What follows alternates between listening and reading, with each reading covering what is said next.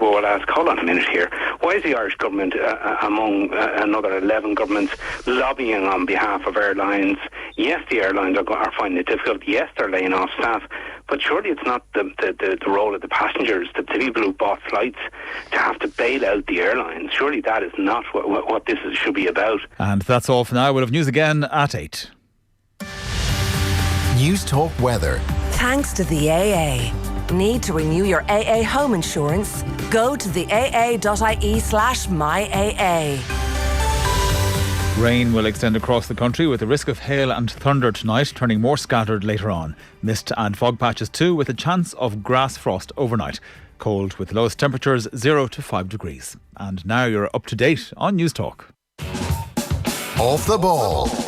This is News Talk. Hello there. This evening we'll have Professor Niall Moyna with us, and just where the GAA is when it comes to some fairly obvious shortfallings when it comes to the education of players around anti-doping. We have a football show with Philippe O'Clair and Pat Nevin between 9 and 10. Plus, on Wednesday Night Rugby, Anthony Davies, who was the independent judicial officer on the James Cronin case, will join us on Wednesday Night Rugby after 8 o'clock. 53106 is the text number. We're at Off the Ball on Twitter. In a few moments' time, we'll get the Newsround from Richie McCormack, but we'll start with Professor Niall Moyna, Professor and Head of the School of Health and Human Performance at DCU. Evening, Niall, how you doing? Good evening. So, another case where a GAA player has got himself into very serious bother, to say the least. Ray Walker has accepted the findings against him. He'll accept a 4-year ban. Traces of meldonium in his system, although he maintains the meldonium, he doesn't know how it got into his system, and the taking of which was unintentional, but he will accept the 4-year ban in part because he's 35 years of age and feels even a lesser ban, 2 years being the starting point for an unintentional case, is going to effectively rule him out of any further inter-county career at the age of 35. But this is hot on the heels, in relative terms, of the Thomas Connolly case in 2015, and anabolic steroids received a 2-year ban again. Unintentional was accepted. And then the Brandon O'Sullivan case in Kerry, who received a 21-week ban. Contaminated supplement in his case bought in a health shop. MHA was in the health supplement unexpectedly. It was contaminated, again, unintentional was the finding. So that's 3 in the case in the space of 5 years here, which is not insignificant, and it's something the GAA needs to get on top of. Can we start with the most serious situation and work our way back? You're very immersed in the game. You're working with young players coming through. Do you feel there is any systematic performance-enhancing issue in the GAA? Look, we like to think that we are angels, but the reality is we live in a modern world where many of these substances can now be obtained online, and we know from the most recent ERSI survey that a lot of players are actually doing this, which beggars belief. And, you know, the rewards are much greater now, even in an amateur sport, than they were for previous generations. So I think the temptation is certainly there. But at the same time, if you look at the most recent ESRI report, we have probably the most educated group of players ever to play our game at inter-county level. So, you know, there's something missing here. I think it's a very, very small number of players who are looking for the edge. And I mean, to be fair, 3 is a relatively small number when you look at the number of players and the amount of testing that's done. But at the same time, 3 is far too many. I mean, I want to, you know, and I've stated this publicly before, I just have no time for any individual in any sport who would take knowingly a performance-enhancing drug, because basically you're a cheat. And, you know, when you look at yourself in the mirror, you're an absolute cheat. So I'm delighted they've been caught. I'm not too sure I'd be alarmist, but it's something that we really need we need to find better ways to ensure that our players don't get into these situations. Yes, and just to clarify, when I asked if there's something systematic, I want to get on to supplement culture, but when I'm saying systematic there, I'm talking about any suspicion of inter-county setups where supplements are given out to players en masse which go against what they should be taking. I've no sense that is where we are, and I just want to double check that is your sense as well as a starting point. Yeah, and there would be a lot of highly qualified people, particularly with nutritional background, who are now working with inter-county teams. So, the Cowboys and Cowgirls of the past, there's very, very few of them around. And all of these people have reputations. And I don't think any of them will put their reputation on the line, to win a National League game or a championship game. I just don't think that would happen. That'd be my sense too. Let's walk back from that and see where we are regarding the GAA and what it could be doing, or where the blind spots are. You mentioned that ESRI report, and there were very key, just findings which jumped off the page. This is from 2019. I think we talked about this report, and on the evening that we talked about it, one of the headline figures was about the amount of time inter-county players were spending training, and you talked about it as a runaway train. And we did touch on the supplement situation, but I think right now we should revisit it in a bit more detail. So ESRI report published in December last year, and the key findings when it comes to this whole area. This is the picture. I mean, we're talking about a picture that is in front of our eyes here, in that everything is up front. The players have done the surveys from the summer of 2016 this relates to. So 9 out of 10 players consume supplements and are recommended to do so by teams. And I should emphasise, I'm not talking here about the Ray Walker case. That is the jumping off point. So 9 out of 10 players consume supplements and are recommended to do so by teams. The problem, and you talk about an educated playing group, and I'm sure the rates of third level participation as opposed to most other sporting groups are right at the top of the tree. But the problem is that 26% of players, so a quarter of our inter-county players, are sourcing their supplements from the internet. Now, there was a recent study in Australia from the Australian Sports Anti-Doping Agency. The percentage of common supplements with traces of anabolic agents or stimulants is 19.4%. You have a 1 in 5 chance when you're getting something like this, especially off the internet, a 1 in 5 chance of anabolic agents or stimulants. You can't get that message out widely enough to our inter-county players. So we go on with the stats.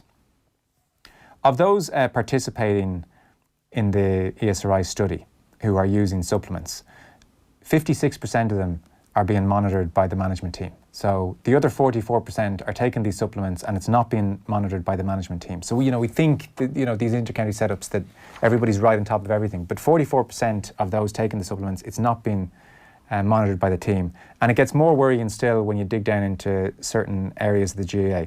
So an example given was the 2016 Nicky Rackard Cup and the Laurie Maher Cup. 69% of players there took supplements in the Nicky Rackard Cup, 49% in the Laurie Maher Cup. But the thing was there, only 13% of total behaviour was monitored by management. So in effect, because I know a lot of numbers at the radio can be a lot tricky to take in, but 9 in 10 players in the Nicky Rackard Cup and Laurie Maher Cup of 2016 are using supplements not monitored by management. So, we can hear from the GAA that it's very on top of education and there's all sorts of information, and, players, I think, as part of the qualification for their grants, have to participate in certain surveys and education forums online regarding anti-doping. And yet still we have a situation where 9 in 10 across 2 big competitions are taking supplements not monitored by management. So, it comes up again at a time when the Ray Walker situation happens, but this has been staring everybody in the face for quite a while now. Supplement culture is alive and well, and it's not being monitored by management teams, according to the players now. Yeah, and I mean, the GAA, for the most part, is mirroring what's happening in society. I mean, it's a multi-billion-dollar industry, supplements, and it's, for the most part, unregulated, and that's one of the big issues. The bottom line is, I've sat on and I currently do still sit on the Medical Scientific Welfare Committee. And January, February, March, April meeting every year, we spend a half hour going through how many counties, have done the education, how many players have we have because it's supposed to be completed by the 31st of May. So there's workshops, they can go online and do it. And what more can the GAA do?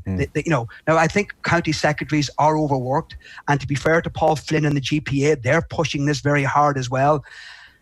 And at the end of the day, it's an amateur sport, and we don't have the resources to go taking a blood sample or to investigate every single player on every team to find out what they're eating 24/7. At some stage, the buck has to stop with the individual player. And I think that individual players are probably making decisions. I think 90% are taking supplements thinking, now I'm taking this because, it'll be good for me, and I hear other people are taking it. And there's probably a small percentage are saying, look, I'm going to try and find something that's going to give me the edge, and I'm not going to discuss it with any member of the backroom team. There's nothing. I mean, really, what can a backroom team do there? All you can do is your best. We don't have the resources to be doing, random blood checks on our amateur players. So it's a difficult one. And to be fair to the GAA, from the moment the Sport Ireland initiate the whole drug policy, the GAA totally bought into it. And 3 yes is too many. And I think if the word gets out there, it's lax. Before you know it, it's 5, it's 10, it's 15. And I think with the current regime that's out there, I think we're doing pretty good. Would we like to see 0? Yes, we would. Yeah. I would suspect the vast majority of those players taking the supplements and not highlighting it with managers just don't think there's any need to. I would think it's done in good faith. They're buying them from what they feel are reputable sources. They're probably not aware that 1 in 5 rather on the internet in particular are potentially contaminated. And so they don't feel there's a need to say to the backroom team, I'm taking X, Y and Z. But it's still a high number. I mean, 9 and 10 effectively, if you work out the averages, as I mentioned, across the Nicky Rackard and Laurie Maher Cups of 2016 as an example, to not feel the need to do that. You just wonder, where is the blind spot there? Where's the information gap whereby players don't feel they can go to the backroom team and say, this is exactly what I'm taking, this is what I'm doing. Have you any issues with that? Because again, the vast majority of these players do not want to cross the line, do not want the stigma that comes attached with crossing the line, want to get on and play their GAA and go to work in the morning and live a good and well-balanced life. But the stats here would suggest too many of them are playing with fire. Yeah, I think, again, it goes back to trust and honesty. At some stage, the individual player has to take responsibility. Yeah. So if they are purchasing a supplement, and they don't go to the nutritionist or wherever the backroom member of the backroom team is in relation to nutrition, that's their fault. They're smart enough to be able to do this. And it's funny, I was just thinking, one of the problems we have had with the whole medical scientific welfare issue is, how do you get the message out? And believe it or not, the best mode so far has been in relation to concussion, has been a simple poster in the dressing room. And maybe we need to have a large 6x6 poster in every changing room with the big sign, 1 in 5 supplements that you buy on the internet are going to be contaminated. A simple message. Now, look, I'm sure every player has heard this. It's not as though we have 10,000 players. We have a finite amount of inter-county players. And, the excuse, from Ray that, he hadn't received any information from the county board, the management team, I think it's very, very shallow. I think it's very shallow. On his part? Yes, I think he's hanging them out to dry. He's a 35-year-old guy.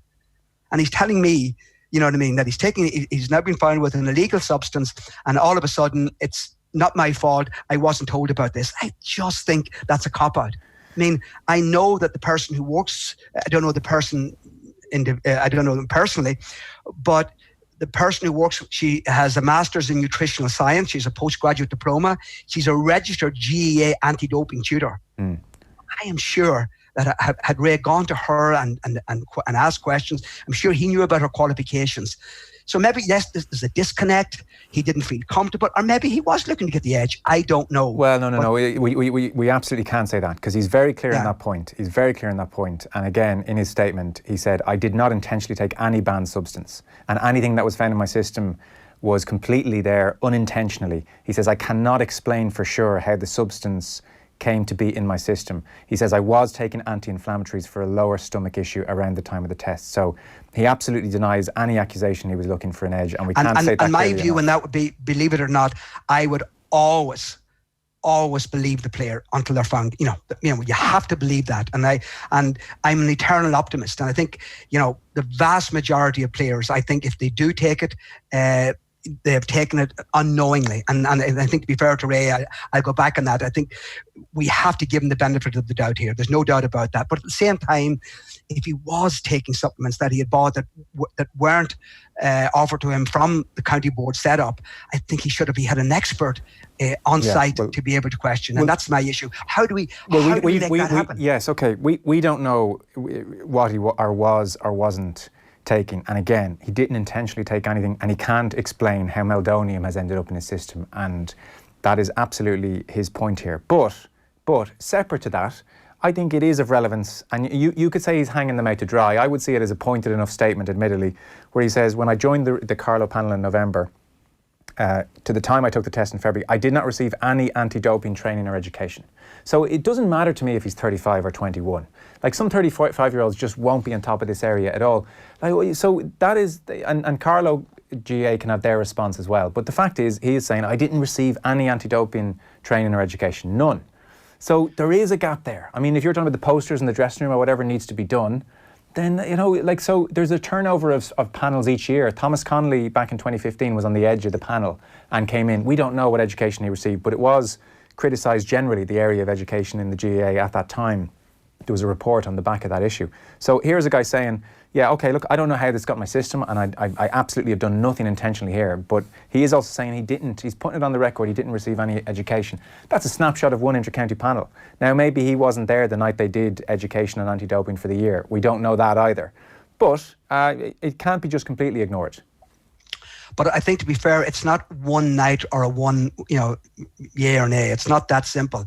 I think at the beginning of the year, the GAA contact all the county secretaries. The GPA contact all their reps on each of the teams. So either something has this serious malfunctioning here in Carlow, and that there's so many cracks. Like, we can talk about this infinitum, but what more can be done? I mean, they try their best these 3 months, and I know Dick Clerkin, who's the chairperson of the Medical Scientific, he has a bee in his bonnet at every single meeting. He wants to get the message out to make sure that players are attending either in person or they can actually do it online. And it's electronically registered. Okay. So I think the GAA have, to the best of their ability, tried to make the education available to all the players. And so obviously there's still something missing here.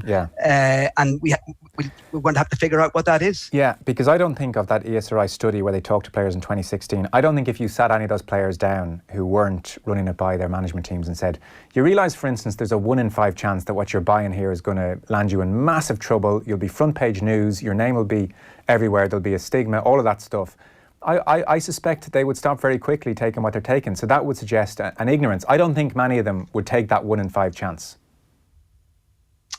I think research wouldn't back you up there. Really? But like a supplement that they didn't feel was over the line, potentially contaminated. Yeah, maybe so. I think, there'll be a number of sports people in every sport, regardless of what the sport is, will go that extra mile to get that extra centimetre, whatever the case may be. And something, the 99.9% really try hard and stay within the limits. And that small 1%, that's what we're talking about. We don't talk about the 99.8% who year after year get the education, fulfill the recommendations, don't have a positive test. And I think that's the other side of it. But yes, actually the maths don't add up there. If 9 in 10 players, according to this survey, are taking supplements and 44% of them are not running it by their management team, then that's a bigger number than just the small 1% taking a massive chance. Well, I think, to be fair to the supplements, there are the Sport Ireland, there are certain suppliers who can vouch for the quality of their products, particularly Irish suppliers, and you can actually buy your product. So you could buy the supplement yourself, you can buy the whey protein yourself, from a company in Ireland, and it's been sanctioned by Sport Ireland. But you have to be very careful about those numbers as well. Yeah, true, but 26% of players are sourcing their supplements from the internet. Oh, I agree with it. It's ludicrous. It's I mean, when I read the report, that was the one thing in the report, that and the 1 in 5. Well, I knew that because we knew from previous studies that a lot of these were spiked to get the anabolic effect. But the fact that a quarter of players were sourcing their own supplements on the web, that was frightening. And that's, there's a big disconnect, and maybe the message that we're giving is not getting through. Whatever the message that we're giving them, it's not resonating at a level that it should be with the players currently. Yeah. Just one last point. This is more just to give everybody the information as opposed to get massive thoughts from you on it, because I primarily wanted to talk to you about the education side of things. But on the testing, just to give people a feel of where we are. Eamon McGee, for instance, was on OTBAM this morning, and he was given his experience of testing in his career as an example. Have a listen. How many times did you get tested during your intercounty career? Never to my recollection. No, I didn't get tested on that. Again, that's the thing about it. The odds of you getting tested are low enough. So if you are of that particular mindset that you want to kind of cheat the system, you would nearly take a chance on it. It kind of feels like it's a little bit of it's a slippery slope, essentially. If I take creatine today, there's a possibility that actually, well, what's the difference between this? So this isn't on the banned list, but I actually feel much better taking it. The stuff that's on the banned list must be supercharging me. Maybe I could take a little bit of that and see how it goes, like particularly in the off season when I know there's no chance of getting tested. Like, is that part of the philosophical question that or debate that kind of comes to the fore? Yeah, it's definitely, and we laughed. We had this discussion. We laughed as for the lads that were at the wrong end of her career. We says we could possibly squeeze a few more years out of her career if we went down this route. But again, it's something that I don't think many would have taken seriously. But it is that road you can go down because there is a small chance of you getting tested. The figures on testing, Niall, stack up reasonably well, to be fair, in comparison with other sports. Like if you take 2018, let's look at the last 2 years and see where we are now. There were 139 tests in GAA in 2018. That puts it as the fourth most tested sport. You've got cycling, rugby and athletics ahead of it. And then if you take 2019, they just published the report yesterday. You have cycling 218 tests, rugby 196, athletics 154 tests. GAA's fourth most tested sport, 135 tests, 40 in competition, 72 out of competition, and blood tests 23.